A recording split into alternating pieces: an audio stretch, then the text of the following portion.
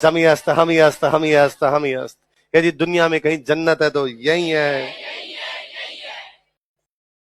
खिजर खान की एक प्रेमिका थी, उसका नाम क्या है, जिस पर अमीर खुसरो ने किताब लिखी आशिका।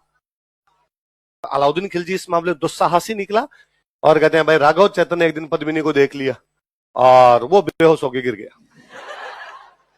ये बात रतन सिंह को पता चली और रतन सिंह ने राघव चेतन का मैं दोबारा दरबार में टांगे तोड़ दूंगा, भाग यहां से। राघव चेतन को निकाल दिया।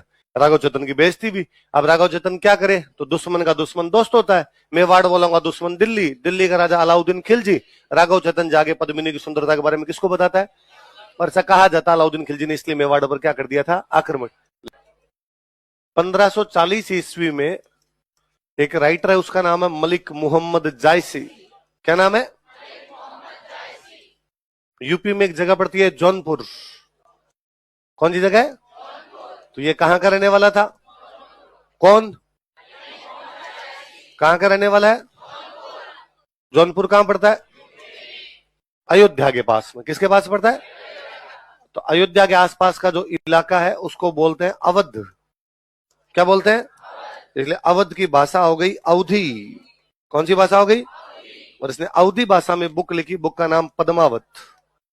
बुक का नाम क्या है, तो पद्मावत किसने लिखी, कहां का था वो, कब लिखी, कौन सी भाषा में लिखी, अवधी भाषा जानते हो आप, पढ़ी आपने अवधी भाषा। हनुमान चालीसा कितने लोगों को याद है, आप सब अवधी जानते हैं, हनुमान चालीसा अवधी में है। आई बात समझ में, तो लिखो 1303 ईस्वी में इन 1303 एडी, 1303 ईस्वी में इन 1303 एडी अलाउद्दीन खिलजी ने मेवाड़ पर आक्रमण किया।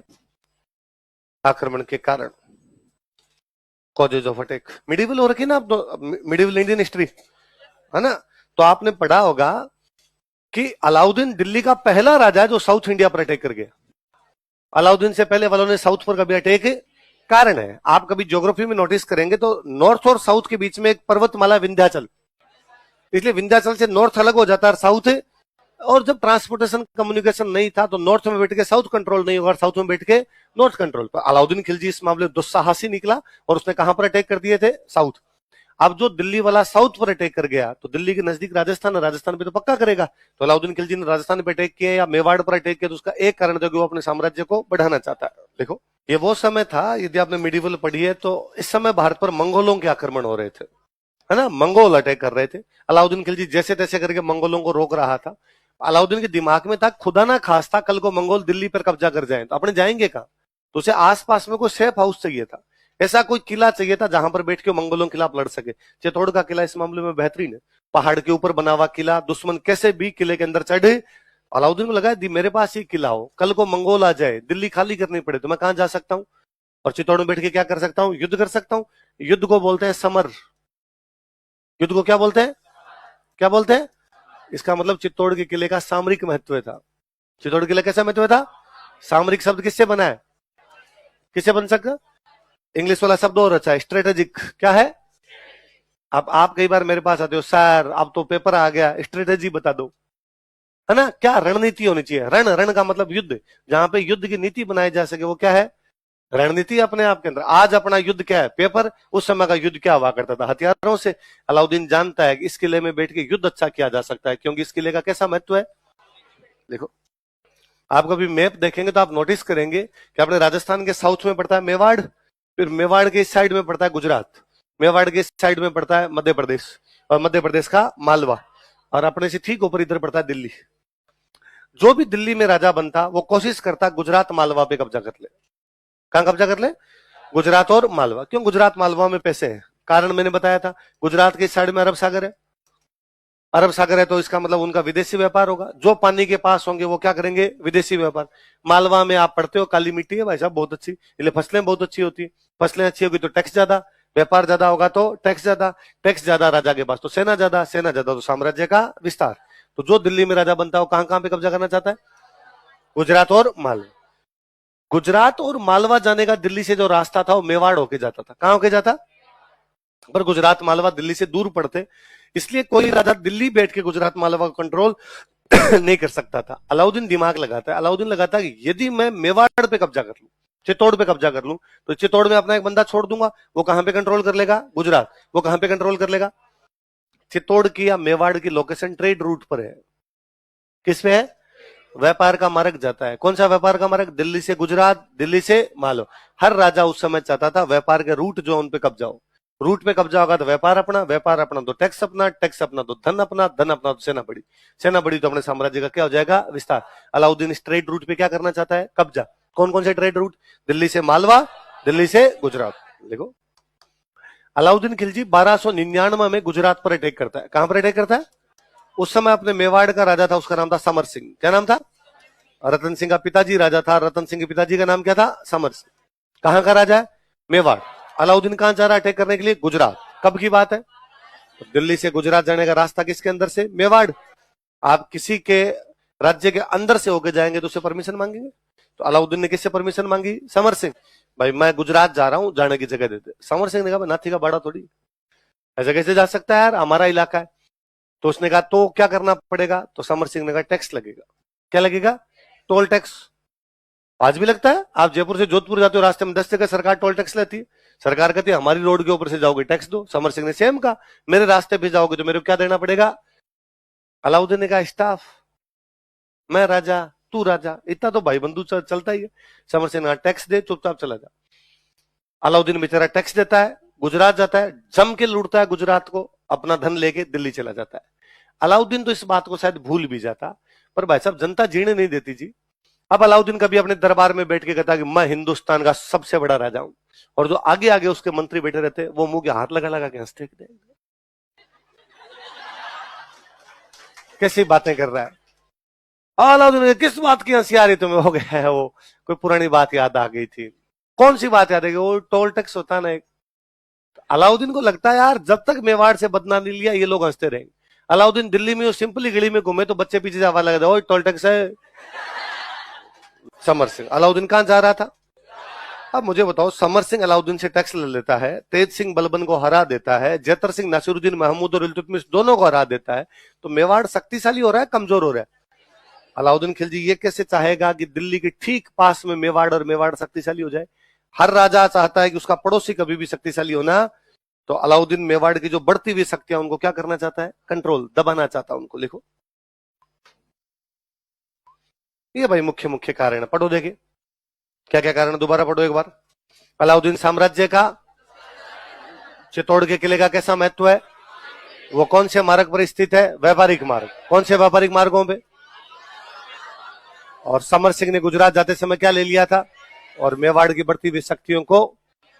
मुख्य मुख्य कारण तो ये। फिर एक आपका फेवरेट कारण लिख लो लास्ट में, लिखो पद्मिनी की सुंदरता, ब्यूटी ऑफ पद्मिनी। वरना आपको लगेगा सर ओरिजिनल कारण तो बता ही नहीं रहे। पद्मिनी की सुंदरता, ब्यूटी ऑफ पद्मिनी।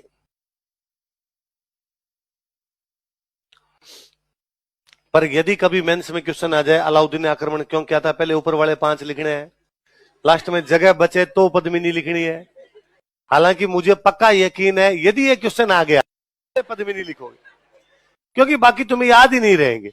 तुम्हें सबसे पहले यही याद रहेगा और तुम यही लिखोगे अलाउद्दीन के आक्रमण का कारण पद्मिनी की सुंदरता थी।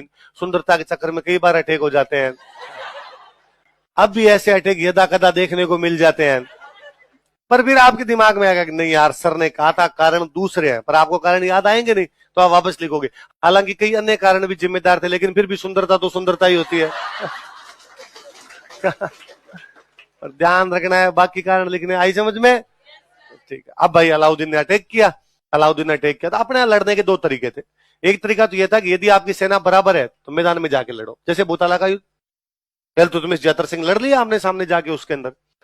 पर यदि आपकी सेना कम, और कम भी वैसे कि भाई बराबर का मतलब है कि दुश्मन के पास 10,000 है, तुम्हारे पास 8,000 है, 7,000 है, लड़ लिया आमने सामने जाके, या उसके पास में 15,000 है, तुम्हारे पास 10,000 है, लगभग बराबर सी सेना लड़ ली जाके।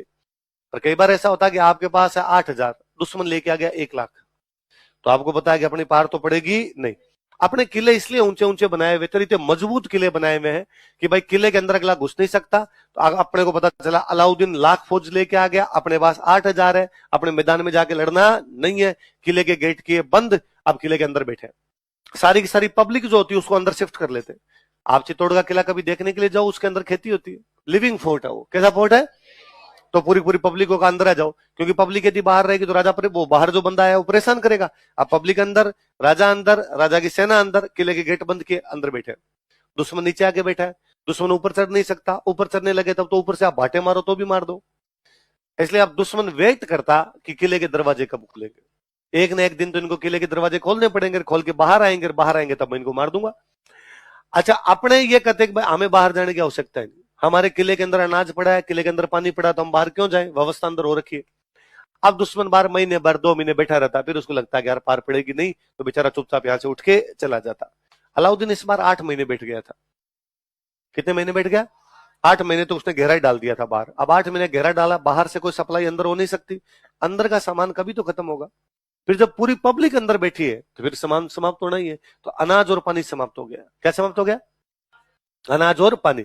अब 2 तरीके, या तो भूखे प्यासे मरो या लड़ते हुए मरो। फिर उन 8,000 आदमियों के अंदर बैठे हुए लगता है कि नहीं यार, भूखे प्यासे नहीं मरेंगे, अब हम लड़ते हुए मरेंगे। भले हम 8,000 लड़ते हुए मारे जाएंगे, और ये भले 1 लाख लेके बैठा है, हम इसके खूब सारे मार के मरेंगे।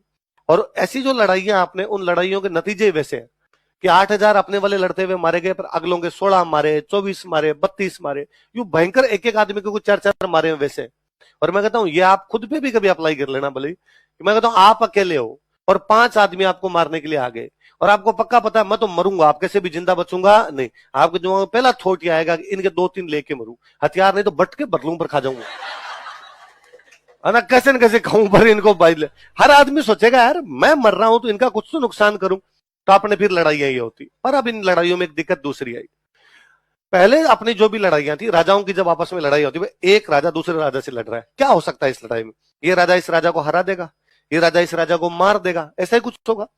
हरा दिया, मार दिया, कुछ भी कर लिया, तो इसका मतलब ये राजा उसके किले पे कब्जा कर लेगा, उसकी राजधानी पे कब्जा कर लेगा। पर कब्जा करने के बाद जो हारा हुआ राजा है उसको कहता तेरे परिवार को ले रवाना हो यहां से, भाग, ये राजधानी मेरी आज के बाद। या वो राजा मर गया तो उसके परिवार का निकलो यहां से, आज के बाद ये जगह हमारी है यहाँ पे, और तुम हमारे अंडर हो, टैक्स दिया करो, या यहाँ से जाओ, तुम्हें जहां जाना हो। या तो राजा का परिवार कहीं दूसरी जगह जाके शिफ्ट हो जाता, या वहां बैठ जाता और उनके अंडर में काम करने लग जाता, यही हो सकता है। अब जब ये तुर्क आए थे ना, तुर्कों का सिस्टम बाद में दूसरा था। उनका यह था कि किले पे कब्जा करो, कब्जा करने के बाद महिलाओं के बलात्कार करो, महिलाओं को उठा के ले जाओ, महिलाओं को बेच दो, ले जाके मार्केट लगाया जाए महिलाओं की। ये अब दुर्गति की स्थिति थी। इससे पहले अपने महिलाओं और बच्चों के साथ किसी प्रकार का मिसबिहेव नहीं था। महिलाओं के, बच्चों के और सामान्य जनता की लड़ाई सेना की और सेना की होती है आपस में, जनता की लड़ाई, जनता अपना काम करती रहे, उससे किसी प्रकार की कोई छेड़छाड़ नहीं की जाएगी। राजा राजा आपस में लड़ेंगे, राजा हार गया तो जो नया राजा आएगा वो जनता से टैक्स ले लेगा, जनता कहती है भाई ठीक है। इसलिए अपने हिंदी में मुहावरा है, कोई नरप हो हमें क्या हानि, कोई राजा बन जाए हमें कोई हानि नहीं, क्योंकि हमें तो क्या देना है, टैक्स। पर जब ये तुर्क आए तो अपने मुहावरे बदल गए। अब ये था कि ये 8,000 आदमी जब बाहर लड़ते हुए मारे जाएंगे, अगलों के 22 मार दिए, 24 मार दिए, 30 मार दिए, पर अगला तो लाख लाया था, 70,000 तो फिर भी बच गए। अब वो 70,000 किले के अंदर घुसेंगे, अंदर घुसेंगे तो सबसे पहले राजा के परिवार की महिलाओं को उठा के लेके जाएंगे, महिलाओं के रेप किए जाएंगे, बच्चों को बंधुआ मजदूर बनाया जाएगा, दिल्ली ले जाके बेचा जाएगा उनको। अब ये स्थितियां बड़ी विकट थी। अब क्या किया जाए? तो फिर ये एक तरीका आया कि महिलाओं ने कहा भाई दूसरा आदमी हमारे आगे टच भी कैसे करे, और टच छोड़ो हमें देखे भी कैसे दूसरा आदमी, इससे अच्छा हम ही मर जाए। जब ये 8,000 आदमी मरेंगे बाहर जाते लड़ते हुए, तो उनका परिवार सोचता है कि दूसरा आदमी उठा के लेके जाएगा, उससे अच्छा तो हम खुद ही मर जाए। इसलिए महिलाएं आग लगा लिया करती, उसको बोलते जोहर। क्या बोलते? तो अपने यहाँ पे एक नई परंपरा आई, कैसी लड़ाइयों से पहले महिलाएं क्या कर लिया करती, सारी महिलाएं अग्नि में जल जाती। फिर जितने पुरुष होते वो केसरिया कपड़े पहनते, कैसे कपड़े पहनते, और वो बाहर लड़ने के लिए जाते। अब उसको पता है कि मैं मरूंगा पक्का, क्योंकि हम 8,000 इनके सामने वालों से कैसे भी जीत ही नहीं सकते। उसे ये भी पता है कि ये जो सामने खड़े, इनके चक्कर में मेरे परिवार की महिलाओं ने क्या कर लिया। तो मुझे लगता है यार इसके चक्कर में मेरा परिवार मरा है, इसके चक्कर में मैं मरूंगा, इनको तो मैं मार के मरूंगा। तो फिर अपने इन लड़ाइयों के रिजल्ट भयंकर वाले रिजल्ट है कि खूब ही लोगों को 8,000 मरते, पर वो कोई 25,000 को मार गए, 30,000 को मार गए। इन लड़ाइयों को संयुक्त रूप से बोलते थे साका। क्या बोलते थे? तो अपने मिडिवल में एक नई प्रकार की लड़ाइयां आई। उन लड़ाइयों को क्या बोलते? पहले किले में प्रबंध करते अपने, यदि बाहर वाला किले के बाहर से चला जाता तो ठीक है, यदि नहीं जाता, अनाज पानी समाप्त हो जाता, तो बाद में क्या किए जाते? साके। महिलाएं क्या करती उसमें, और पुरुष क्या करते? पुरुष क्या करते? केसरी। 1303 ईस्वी में चित्तौड़ का पहला साका हुआ। महिलाएं क्या किया करती थी? जोहर। लिखो, पद्मिनी ने 1600 अन्य महिलाओं के साथ जोहर किया। रतन सिंह के सेनापति गोरा और बादल युद्ध में सब लड़ते हुए मारे जाते, तो गोरा बादल लड़ते हुए मारे गए, रतन सिंह लड़ता हुआ मारा गया, तो किले पे कब्जा कौन कर लेगा? अलाउद्दीन। देख लो, अलाउद्दीन गुस्से में था। एक तो गुस्सा ही 8 महीने से बाहर बैठा हुआ था, हालत खराब हो रखी थी उसकी बाहर बैठे बैठे। दूसरा ये कि उसके बहुत सारे फौजी मरे, सामने वालों ने भयंकर मार दिए, तो उसको लगा अरे किले के चक्कर में कितनी फौज सल्टवा दी पूरी।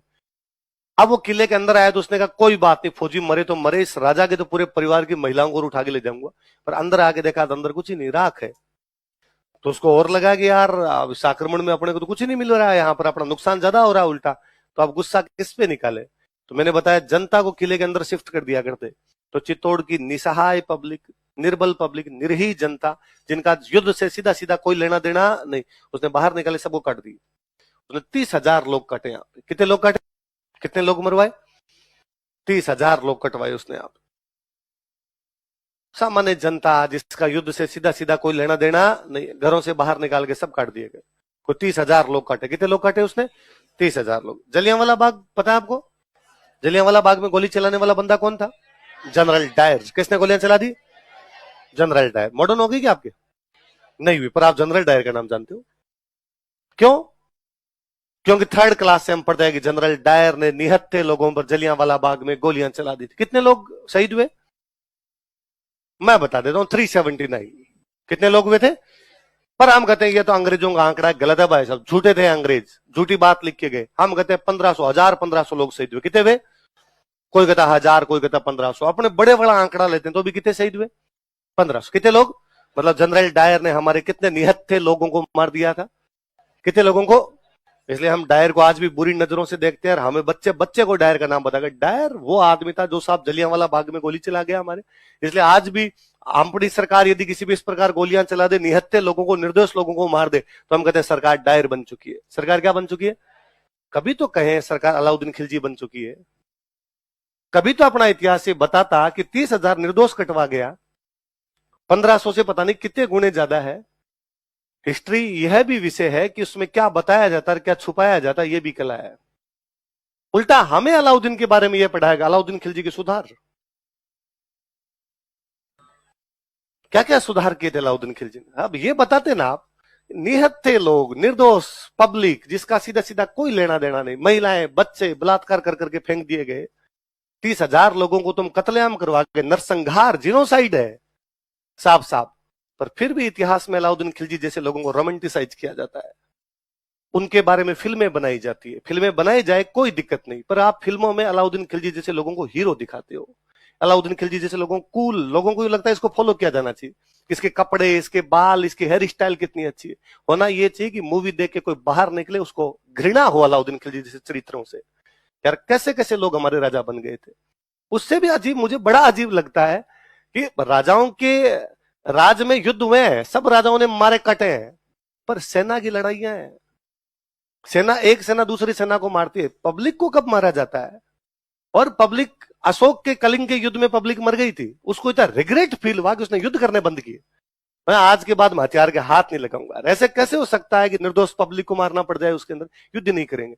यहां तो अलाउद्दीन खिलजी जैसे लोगों ने बुक्स में लिखवाया कि मजे आए थे, क्योंकि वो दूसरे धर्म के लोग थे, इसलिए काट दिए गए। उसके बावजूद हमारी किताबों के अंदर हीरो है वो सारे लोग। ये डिट्टो काम अकबर करेगा आगे, इतने कितने लोग चित्तौड़ में कटवाएगा, और बाकायदा कटवाने के बाद में लिखवाता है ढंग से, लिखो इतने लोग कटवाए। फिर इतिहास महान कैसे लिख देता है? और यदि ये महान है तो डायर की तो पूजा होनी चाहिए। 379 हुए हैं, पर है अपने इस प्रकार की चीजें भी है कि कब क्या पढ़ा जाए, क्या हटाया जाए। न तो कभी अपने वालों ने ध्यान दिया, इतिहासकारों ने ध्यान दिया, न कोई जनता ध्यान दे पाई। क्या यार ऐसे कैसे हो सकता है? और मेरे को इससे बड़ा मजाक तो ये लगता है कि इंडियन हिस्ट्री पढ़ते तब पढ़ते हैं, अब हम पढ़ेंगे सल्तनत काल, और फिर हम पढ़ते हैं इल्तुतमिश भारत का राजा था। अरे चित्तौड़ में कूट दिया। नासिरुद्दीन महमूद भारत का राजा, भाई साहब यहां हार के गए। बलबन भारत का राजा, यहां हार के गए। राजस्थान के कौन से टुकड़े पर दिल्ली के अलाउद्दीन खिलजी के अलावा किसी भी राजा का कब्जा है? राजस्थान पे तो आपका कब्जा नहीं है। जो दिल्ली के पास पड़े, तुम भारत के राजा हो, तुम दिल्ली के राजा थे, दिल्ली के आसपास की बाउंड्री के राजा। जैसे मेवाड़ का राजा मेवाड़ के आसपास का है, मालवा का राजा मालवा के आसपास का है, गुजरात के राजा गुजरात के आसपास का है, दिल्ली का राजा दिल्ली के आसपास का है। किताब कहती है हम सल्तनत काल पढ़ेंगे, हम भारत के सुल्तान पढ़ेंगे, भारत के नहीं है, दिल्ली के, उसके आसपास ही था। हम आगे पढ़ेंगे, लोदियों की राजधानी थी आगरा। राजधानी कौन सी थी? सांगा ने आगरा से 50 किलोमीटर दूर जाके कूटा था। 50 किलोमीटर तक तुम्हारी चलती नहीं, राजा भारत के हो। और यदि फिर दिल्ली वाले भारत के राजा है, फिर तो मालवा वालों को भी भारत का राजा पढ़ाओ। पर तुमने पूरी मिडिवल पढ़ी, उसमें मालवा का कोई राजा नहीं पढ़ा तुमने। फिर तो यह भी लिखवाया था कि मालवा का जो राजा था, मालवा का जो सुल्तान था, पूरे भारत पर राज करता था। फिर तो गुजरात वाले भी भारत के राजा होंगे। फिर तो मेवाड़ वाला जेतर सिंह तो पक्का ही भारत का है। मालवा, गुजरात, दिल्ली तीनों को सल्टा गया वो। आगे हम कुंभा और सांगा पढ़ेंगे, उन्होंने तो कह के मारा था, लो एक आओ, दो आओ, साथ आओ, साथ में फिर लड़ते हैं अपने। पर है, हिस्ट्री को पढ़ने का तरीका यही है। और वो सल्तनत काल जब पढ़ते हैं तो उसमें हंसी वाली बातें हैं कि यार आपने एक बात छुपाने के लिए कि भाई साहब इतने लोग काट दिए थे, निर्दोष पब्लिक मारी थी, तुम रक्त पिपासु हो, तुमने सामान्य जनता को मारा है, इसलिए पढ़ाया गया कि बाजार सुधारों पर चर्चा करेंगे। बाजार में किस किस प्रकार के सुधार करवाए गए, इकोनॉमी को कैसे बैलेंस किया गया था। Very good. मतलब आप लोगों को कटवाने के बाद इकोनॉमी को बैलेंस कर लेते हो। कितने लोग कटवाए, अपने को दिमाग में रहना चाहिए। होना तो ये चाहिए कि अगली बार जो कहीं पर भून दे तो उनको कहना चाहिए कि डायर भी है और डायर से 15 गुना ज्यादा अलाउद्दीन खिलजी है। डायर से भयंकर काम करके गए। पर देख लो, डायर आपको तब भी पता है जब आपने नहीं पढ़ा।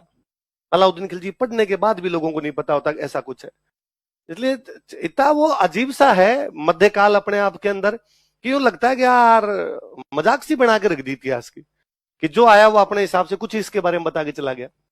अलाउद्दीन खिलजी अपने एक बेटे को चित्तौड़ सौंपता है। बेटे का नाम था खिजर खान। क्या नाम था? अब जब 30,000 लोग मरे हैं तो चित्तौड़ बर्बाद हुआ है ना। चित्तौड़ क्या हो गया? बर्बाद। अब उस बर्बाद चित्तौड़ में वो किसको छोड़ के जा रहा है? और अपने बेटे कहता है, बेटे तू इसको आबाद कर, मैंने कर दिया बर्बाद, अब तू क्या करेगा? आबाद। इसलिए चित्तौड़ का नाम है खिजराबाद। क्या नाम है? क्योंकि आबाद कौन करेगा? देखो,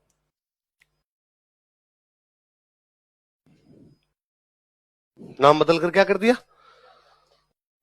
खिजराबाद कर दिया। हमें क्या पता नाम खिजराबाद किया कि नहीं किया। चित्तौड़ में कोई पीर बाबा की दरगाह है, दाहिबी पीर की दरगाह। कौन सी दरगाह है? दरगाह समझ गया, पीर बाबाओं की दरगाह होती है, एक दाहिबी पीर की दरगाह। अच्छा, पहले कोई भी बिल्डिंग बनाते, मंदिर, मस्जिद, महल, माड़िया, दरगाह, कुछ भी बनवाते, उनके बाहर क्या लगवाएंगे? अभिलेख। तो हमें एक अभिलेख मिला है, कहां से मिला है? दाहिबी पीर की दरगाह से। कहां से मिला है? दाहिबी पीर की दरगाह का अभिलेख मिला 1325 ईस्वी का। कब का अभिलेख है? उसमें चित्तौड़ का नाम चित्तौड़ नहीं है, उसमें चित्तौड़ का नाम क्या है? क्या दिया हुआ है? खिजराबाद। तो चित्तौड़ का नाम खिजराबाद कौन सी दरगाह के अंदर है? दाहिबी पीर की दरगाह के अभिलेख लिखो। क्या कब का अभिलेख है? 1325 ईस्वी का। कौन राज कर रहा है यहाँ पे? खिजर खान। आपने राजस्थान की ज्योग्राफी पढ़ी होगी तो पढ़ी होगी, चित्तौड़ के किले के पास एक नदी है गंभीरी, पढ़ा आपने? खिजर खान गंभीरी नदी पर पुल बनवाता है। फिर क्या होता, पहले जब भी कोई मर जाया करता तो उनकी याद में स्मारक बनाते। क्या बनाते? मोन्यूमेंट बनाते। हिंदुओं में जैसे कोई मर जाता जला देते, तो ऊपर बना देते चबूतरा। क्या बना देते? कई बार बना देते छतरी, पिलर बना देते चबूतरे के ऊपर, तो वो क्या बन गई? छतरी। मुसलमानों में बनाते मकबरे। क्या बनाते? पूरा कमरा ही बना दिया करते, उनको क्या बोलते? मकबरा। जैसे ताजमहल मकबरा है, मुमताज महल का मकबरा। वो किसका मकबरा है? भाई शाहजहां की बेगम थी मुमताज महल, वो मरी तो उसका मकबरा बना, तो मुमताज महल का मकबरा। इतना लंबा नाम हो रहा है मुमताज महल का मकबरा, तो लोगों ने कहा मकबरा हटा दिया। लोगों ने कहा भाई ये किसका है? मुमताज महल का। फिर धीरे मुंह ही हट गया आपका, ये क्या है? ताजमहल। आजकल आपने महल हटा दिया। आजकल लोग कहते हैं हम क्या देख के आए थे? ताज। अब जय हटेगा। फिर लोग कहां जा गए थे कि ता। लिख लो, खिजर खान ने यहां मकबरे का निर्माण करवाया था। अब वही कुछ भी बनाएंगे तो उनके पास क्या लगवाएंगे? अभिलेख। तो मकबरे में अभिलेख है एक, तो मकबरे के अभिलेख में क्या लिखा होगा? खिजर खान कहेगा मैंने बनवाया, मैं चित्तौड़ में मकबरा बनवा रहा हूं। फिर वो कहता है भाई मुझे छोड़ो यार, क्या पता तुम जानते हो नहीं जानते, पापा मेरी जोरदार चीज है। तो अलाउद्दीन की तारीफें करता है इससे। वो अलाउद्दीन के बारे में कहता है कि मेरे पापा दूसरे सिकंदर है। क्या है? Second Alexander. अलेक्जेंडर का नाम तो पता ही है। तो वो कहता है याद तो दुनिया किसने जीती थी? सिकंदर ने। या मेरे पापा जीतेंगे। वो कहता है मेरे पापा ईश्वर की छाया है। किसकी छाया है? कि कई बार बैठे बैठे कहते रहते हैं कि अपुनिज भगवान है। अच्छा, भगवान का काम क्या है? दुनिया की रक्षा करना। वो कहता है आजकल पापा ही करते हैं, ठेका ले रखा उन्होंने। तो कहता मेरे पापा संसार के रक्षक है। क्या है संसार के? तो इस मकबरे के अभिलेख में अलाउद्दीन को क्या क्या बताया गया? दूसरा सिकंदर, ईश्वर की छाया, क्या क्या बताया गया बताओ देखिए। किसको? कहा? मकबरे के अभिलेख में। मकबरा कहां पर? चित्तौड़। कौन बनवा रहा है? खिजर खान। देखो आपको सर ने यदि पढ़ाई होगी मिडिवल तो आप कहा अलाउद्दीन की उपाधि सिकंदर सानी बताया था। सानी का मतलब सेकंड होता है। सानी का मतलब क्या होता है? आप याद करो, रबीउल अव्वल, रबीउल सानी, जमातुल अव्वल, जमातुल अव्वल का मतलब फर्स्ट, सानी का second, Rabiul first, Rabiul second, Jamatul first, Jamatul. हम आज भी मैं आपको कहूंगी यार कुछ भी कर दो, विराट कोहली का क्रिकेट में कोई सानी नहीं है। मतलब विराट कोहली जैसा कोई दूसरा, भले कितने ही लोग आ जाए, अमिताभ बच्चन का बॉलीवुड में कोई सानी नहीं है। मतलब अमिताभ बच्चन जैसा दूसरा, लता जी थे भाई, उनका संगीत में कोई सानी। सानी मतलब, तो जब वो कहता है सिकंदर सानी, इसका मतलब वो कहता है मैं क्या हूं? दूसरा सिकंदर। हमने भी तो ये लिखा, तो अभिलेख में सिकंदर सानी लिखा हुआ है, हम उसका हिंदी में ट्रांसलेशन कर रहे हैं। अभिलेख तो फारसी में है पूरा। कौन सी भाषा में? फारसी। तो उसने सिकंदर सानी लिखा, आपने सिकंदर सानी का मतलब क्या हो गया? दूसरा सिकंदर। आगे बात समझ में? चलो अब खिजर खान यहाँ लगभग 1311 तक रहा। कब तक रहा? 1311 में अलाउद्दीन खिलजी एक राजस्थान की जगह और जीतता है, जालोर। कौन सी जीतता है? जालोर का राजा लड़ते हुए मारा गया, कानड़ देव सोनगरा। क्या नाम था? कानड़ देव सोनगरा। कहां का राजा? किसके खिलाफ लड़ता हुआ मारा गया? कब? कानड़ देव सोनगरा का एक भाई जिंदा पकड़ लिया गया, मालदेव सोनगरा। क्या नाम था? मालदेव सोनगरा। जिंदा पकड़ा, सरेंडर कर दिया। अलाउद्दीन खिलजी इसको पकड़ के ले गया दिल्ली। इसके बड़ी बड़ी मूछें थी, इसलिए इसको बोलते हैं मूछड़ा मालदेव। क्या बोलते हैं? अलाउद्दीन इसको कहां पे ले गया? दिल्ली। अब इधर आपका खिजर खान कहां पर बैठा हुआ है? चित्तौड़। 7-8 साल हो गए भाई, आपके 1303 में आया था वो, अब क्या आ गया आपका 1311। तो उसने एक दिन अलाउद्दीन को मैसेज किया कि डैडी अब मेरा चित्तौड़ में मन नहीं लग रहा, प्लीज अब मेरे को वापस बुला लो आप, मुझे देवल रानी की याद आ रही है। खिजर खान की एक प्रेमिका थी, उसका नाम क्या है? जिस पर अमीर खुसरो ने किताब लिखी, आशिका। पढ़ी आपने अमीर खुसरो की एक बुक? कौन सी बुक? तो उसमें आशिकी तो है, खिजर खान और देवल रानी की। पढ़ा आपने? पढ़ तो रखी है आपको, पर याद नहीं आती है। पढ़ी है? नहीं पढ़ी? पढ़ी है? नहीं पढ़ी? राख कोई नहीं। अमीर खुसरो तो पढ़ा होगा। अमीर खुसरो नाम का एक आदमी पढ़ा है। बात गोली मारो आपने कोई, आपने ये याद रखना है खिजर खान वापस दिल्ली चला गया। खिजर किसको भेज दिया? मालदेव सोनगरा। इसको और क्या कहते हैं? किसका छोटा भाई है? जो कि कहां का राजा था? लिखो बस समझ में। तो अलाउद्दीन का इतिहास कौन सी किताब में? खजानुल। लिख लो नीचे वापस। अमीर खुसरो किताबें तो पढ़ी होगी आपने। किरानुस्सादीन नाम पढ़ा आपने? मिफ्ताउल फुतूह है, खजानुल फुतूह है, और तुगलकनामा। कौन सी? तुगलकनामा। और आशिका पढ़ी? झूठो। नुह सिपहर। नुह सिपहर पढ़ी है?